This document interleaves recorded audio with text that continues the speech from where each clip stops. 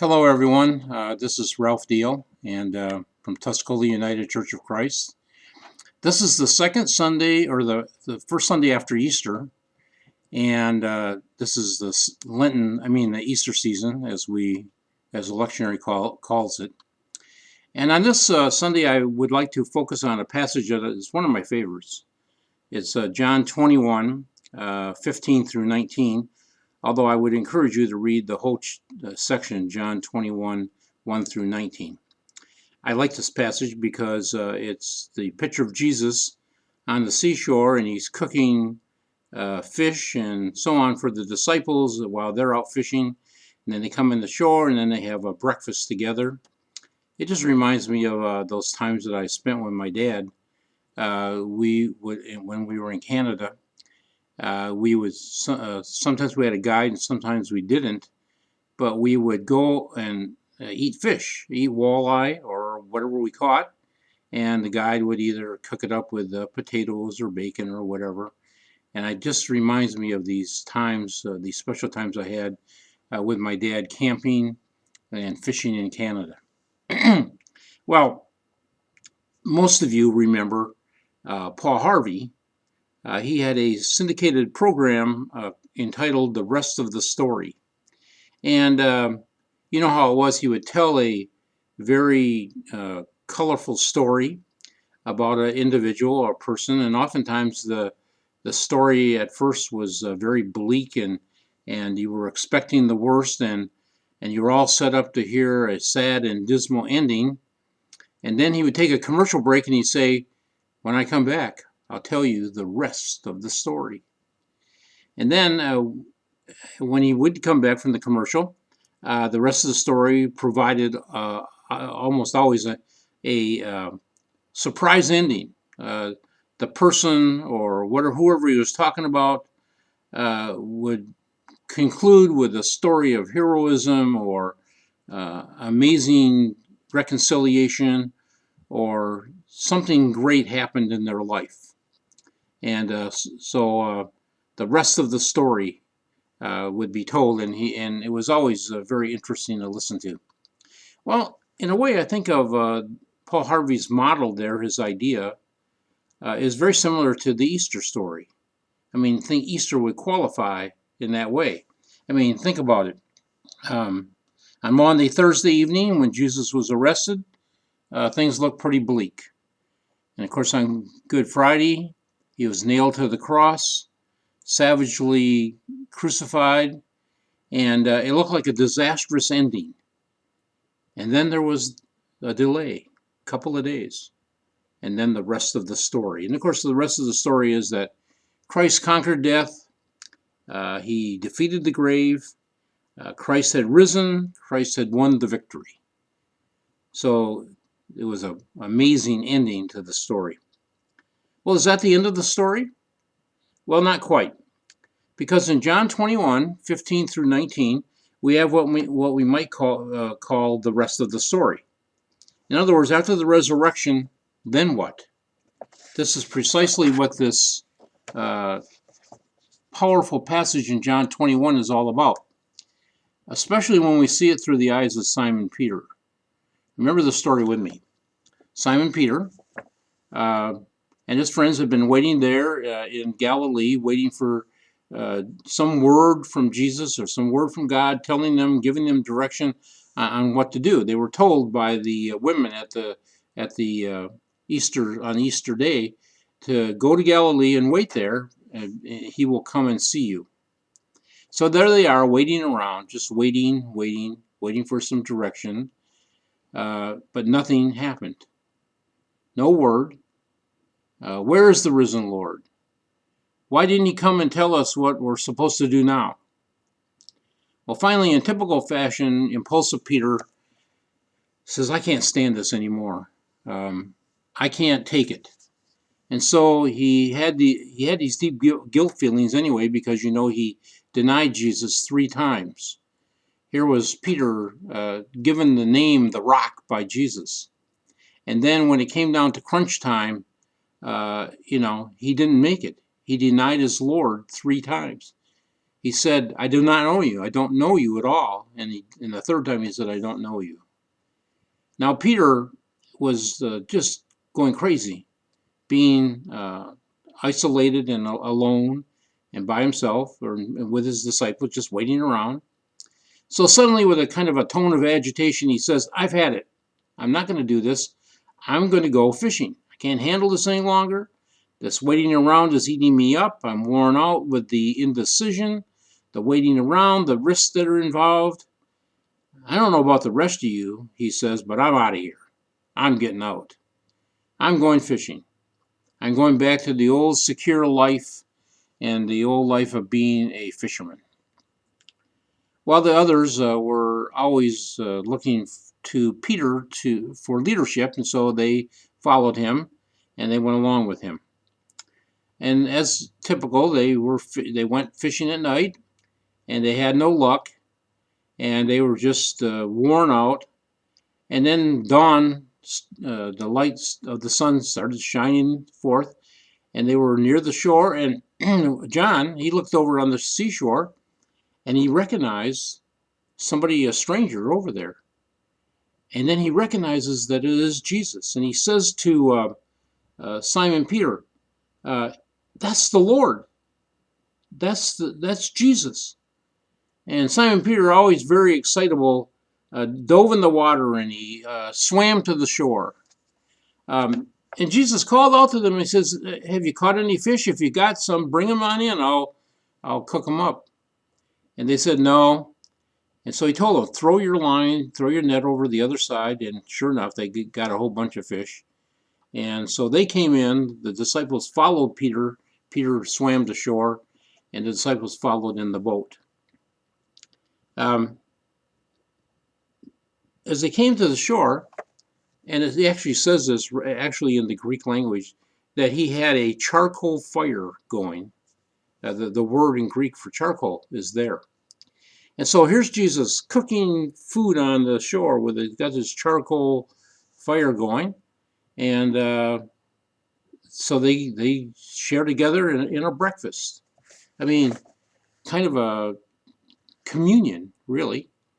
Jesus and the disciples eating bread, eating fish, maybe some bacon, whatever well, probably not bacon, because the Jewish people did not like pork, but they ate together. In a sense, a kind of a communion. And anyway, after breakfast, after they ate together, Jesus pulls Simon Peter over to the side. And as we read in the scriptures, we experience one of these most beautiful, moving moments that we have in the Bible. And that is where Jesus asked Peter, do you love me? Do you love me? Peter, do you love me? And Peter responds, Lord, you know I do. Yes, I do. And then he says to Peter, Simon Peter, feed my sheep. The risen Lord, of course, what's going on here is that Christ is giving him forgiveness. And he asked him this question 3 times because this balances out the 3 times that he denied Christ earlier in his life. So he had the opportunity to make up for these 3 denials. Now don't miss this part here. The story ends exactly the way it started before. So after he has breakfast and he talks to Simon Peter and he engages with all these other disciples, he finally says to them, to the whole group, follow me. Follow me. The first thing and the last thing that Jesus said to Simon Peter and to his disciples were those 2 very powerful words, follow me. Now we know the rest of the story. Simon Peter went on to become the bold and courageous leader in the early church. He gave his life to Christ. He gave his life for the church. He literally was crucified eventually upside down. And you know why that happened, don't you? You know why he gave and dedicated his life to Christ. It's because back there on that seashore in Galilee, probably on the Sea of Galilee, he committed himself to Jesus by saying, I love you, I love you, I love you. And so he gave him three things, really. He came looking to Peter to give him love, to give him forgiveness, and to give him a ministry. And those are the same three things that Christ wants to give you and me in this time of life. We need them as well. Well, for one thing, Christ wants to give us his love. The risen Christ came looking for Peter that morning to give him his love, to love him back into the circle, to love him back into leadership. Mark Trotter is a Baptist minister, and he's one of my favorite preachers that I listen to. Many years ago, he told a story in a magazine called Pulpit Digest, which is no longer in print. And so I'm going to share it with you. It's a little bit lengthy here, but it's a story that he told by Mark Trotter. Excuse me. He had flown to Nashville to attend a meeting there, and he got to the airport around 10 p.m. He got his bags and he went out to the curb to wait for the shuttle buses to take you to the hotels. And there were a few other people standing on the curb. It was very cold for that time of the year for Nashville. And so a lot of people were wrapped in their overcoats, trying to stay warm. At the far end of the line sat a woman and her male companion. They were perched upon their luggage. The man was silent, but she was not. She was talking to her companion a mile a minute, and to anyone else who would hear the sound of her voice, which, due to the volume level of her speaking voice, Mark Trotter says she could have been heard in the entire population of the county. She turned to the man standing next to her and said, "Where are you from?" He told her. She then began to tell him about his city. Next, she turned to someone else further down the line. Again, she asked, "Where are you from?" And she went on and told that man and proceeded to tell him everything that she knew about his city. She was working her way down the line, interrogating everybody standing along the curb, all the while sitting on her luggage, smoking one cigarette after another, complaining about how cold it was and how she couldn't wait to get to the hotel so she could get to the bar and have a drink. "Where are you from?" she said loudly to the next person. Now, Mark Trotter was down the line, and he kept edging farther and farther away because he was trying to avoid her at all costs, trying to get as far away from her as he could. Well, just then, a hotel shuttle drove up. Everybody on the curb boarded that bus except for the man, the woman, and Mark. Mark said he was certain that everybody who got on the van, was not going to that hotel. They were just trying to get away from this woman.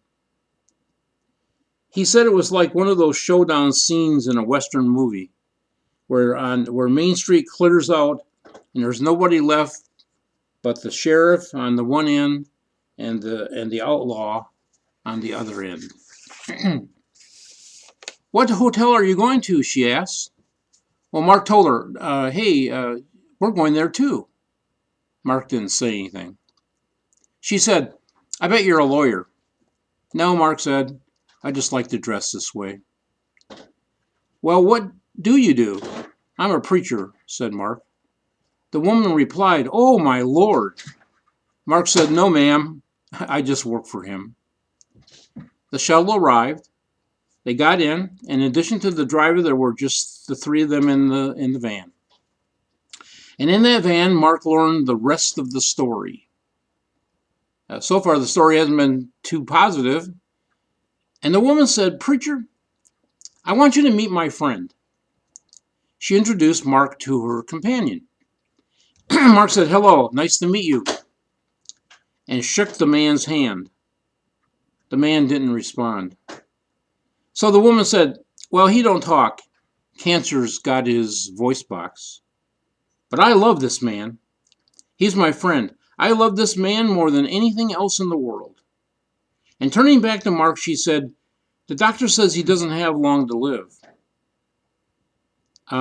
We've come down to here to Nashville to go to the Grand Ole Opry. I've got his tickets for tomorrow night. He said he always wanted to go to the Opry, and I'm going to take him. The next day, I'm going to rent a car, and we're going to drive down to Memphis. We're going to Graceland. He always wanted to go there, too. Then we're going home. Oh, we're going to have a great time, aren't we? And she said this as she hugged her friend tightly. We're going to have an absolutely wonderful time. Now, preacher, I want you to do something. I want you to pray for him. It might do him some good. Now, promise me now, you'll pray for him. Now, obviously, there are lots of things in that woman's life that need work. But you can't help but admire the self-giving, sacrificial love and compassion that she had for her friend. And when you see the love in that woman, it changes your whole perspective of that person, of that woman. Her love, even though she's rough around the edges, her love shines through.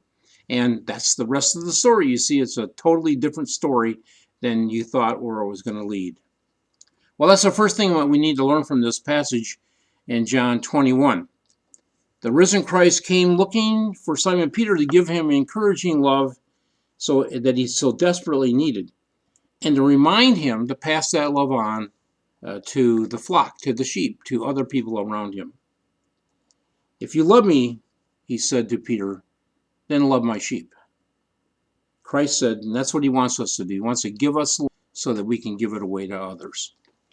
The second point of this story, of course, is that the risen Christ wants to give us forgiveness. Sam Houston was the president of the Texas before it became a state, when it was just a territory. And he finally joined the church at the age of 60. And when he joined the church, he was asked, well, why? Why are you joining the church now? He said, well, they told me that being baptized would wash away all my sins. And if that be the case, I pity those poor souls living downstream. That's the sort of the way that Simon Peter felt that day. He felt ashamed and inadequate. He had talked a good game and then wimped out. I denied my Lord 3 times. Count 'em, he said. Maybe I'm just a coward at heart. Maybe I should just go back to the old safe life of fishing again. How could he ever forgive me anyway? How could he ever trust me again? I bragged, talked big, but when the crisis came, I let him down. Well, that's what Simon Peter was feeling that day, and that's why he jumped into the water, because he wanted to get to shore first, into the water and meet his risen Lord. It was Peter's way of saying, I'm so sorry I failed you, Lord. I want to be the first to shore, the first in your presence, because I've failed you so much. Well, Jesus was very perceptive, as he always was, and he realized that what Peter needed at that time was some reassurance and some encouragement, just like when Doubting Thomas came to him and he allowed Thomas to touch the scars, touch his hands, touch the scars on his side. And that way it gave Thomas affirmation and encouragement. So Jesus here on the seashore is reaching out to Simon Peter and encouraging him and emotionally and spiritually healing him with forgiveness. He more or less was saying to Peter, look, you are still the rock. I still believe in you. You can do it. You are forgiven. The slate is wiped clean. You can start all over again. There's an old poem called The Land of Beginning Again by Louisa Tarkington. And it goes something like this. I wish there were some wonderful place in the land of beginning again, where all our mistakes and all our heartaches and all our poor selfish grief could be dropped like a shabby old coat at the door and never be put on again. Well, it just so happens that there is such a place. Simon Peter found that place on the seashore that morning. He found there the good news of the Christian faith. We can be forgiven.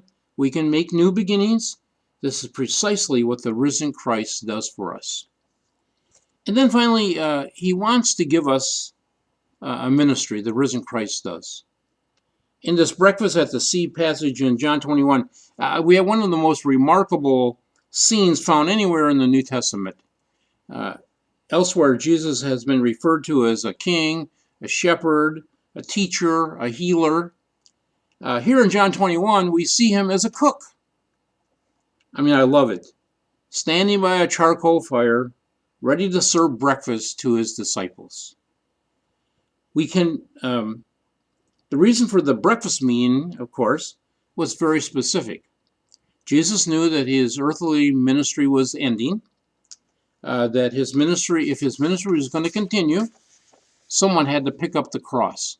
Someone had to pick up the torch and carry it on. Someone had to give strong leadership.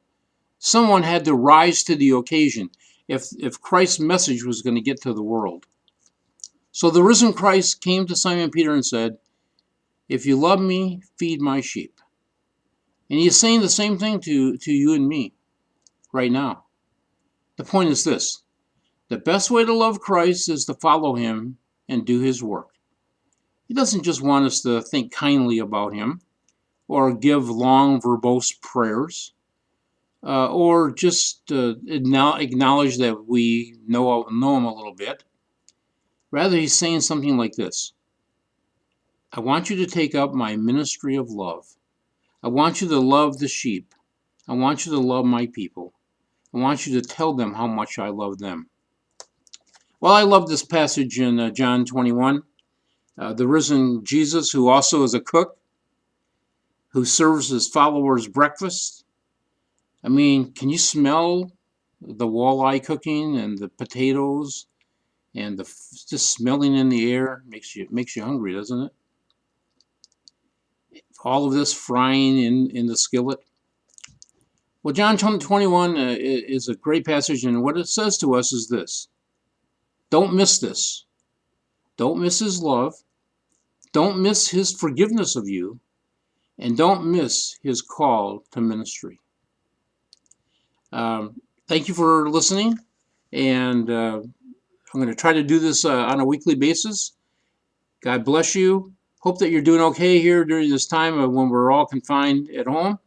And God be with you. Amen.